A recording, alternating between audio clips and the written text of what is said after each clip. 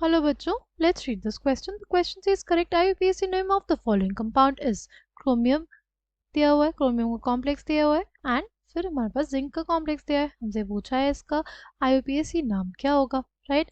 The key concept for this question is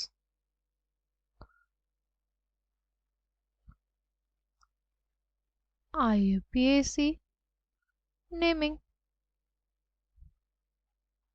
जब भी हमें करनी हो IUPAC naming of the complexes, सबसे पहली चीज़ हमें क्या याद रखनी है? सबसे पहली चीज़ हमारे पास हमें याद रखनी होगी कि सबसे पहले हम लोग नाम लिखते हैं हमारे कैटायनिक पार्ट का और फिर नाम लिखते हैं हम लोग अपने एनायनिक पार्ट का. जैसे हमारे पास जैसे कोई सॉल्ट होता था ना, जैसे K2SO4 है, तो इसका नाम क्या लिखेंगे? इसका नाम हम लोग लिखते थे ना पोटेशियम सल्फेट.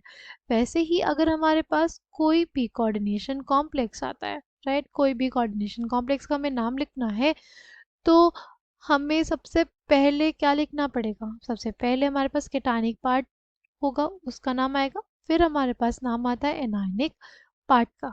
ठीक, तो हमारे पास जो गिवन कॉम्प्लेक्स है उसमें हमें आइडेंटिफाई करना है कि कौन सा कैटायनिक पार्ट होगा, कौन सा एनायनिक पार्ट होगा.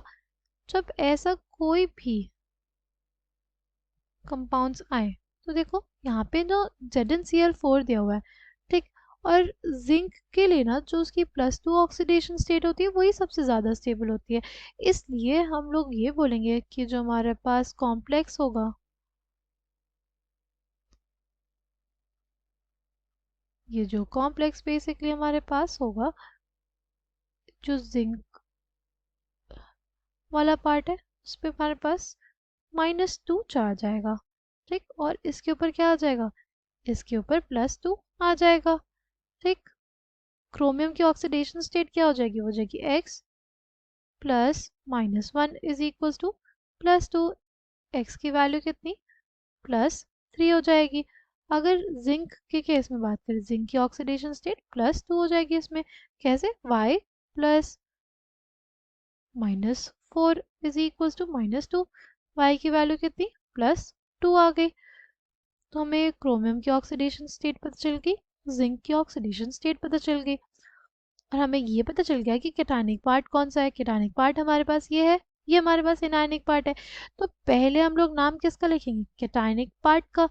ठीक, अब कैटायनिक पार्ट क्या है? हमारे पास एक कॉम्प्लेक्स है, तो कॉम्प्लेक्स का जब हमें नाम लिखना होता है तो सबसे पहले हम लोग लिखते हैं the name of the ligands.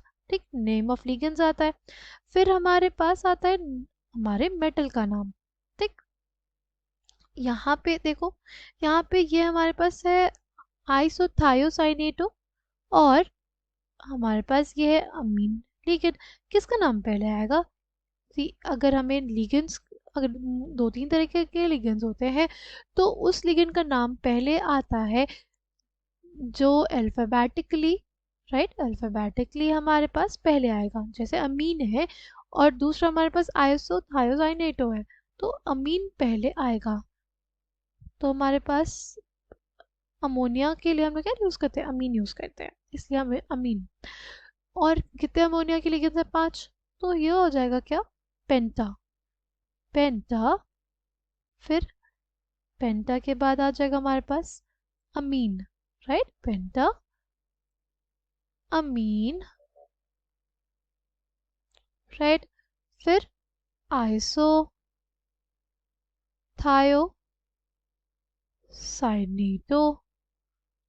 Iso थायो साइनेट होता है वो, बट जब हम लोग उसको लिगेंड के फॉर्म में यूज़ करते हैं तो उसका नाम हम लोग आइसोथायोसाइनेटो कर देते हैं. ठीक है, ई हटा के ओ लगा देते हैं. फिर हमारे पास क्या है? हमारा सेंट्रल मेटल. सेंट्रल मेटल क्या है? सेंट्रल मेटल है हमारे पास क्रोमियम. तो क्रोमियम का नाम हो जाएगा क्रोमियम. उसके बगल में इसकी ऑक्सीडेशन स्टेट यानी +3. ठीक, फिर किसके नाम आ जाएगा? फिर हमारे पास एनायनिक पार्ट का नाम आ जाएगा. एनायनिक पार्ट भी हमारे पास क्या है? कॉम्प्लेक्स है. इसलिए हम लोग सबसे पहले देखेंगे कॉम्प्लेक्सेस में सबसे पहले किसका नाम लिखते हैं? लिगेंड्स का. लिगेंड्स का नाम, लिगेंड क्या है इसमें? क्लोराइड है.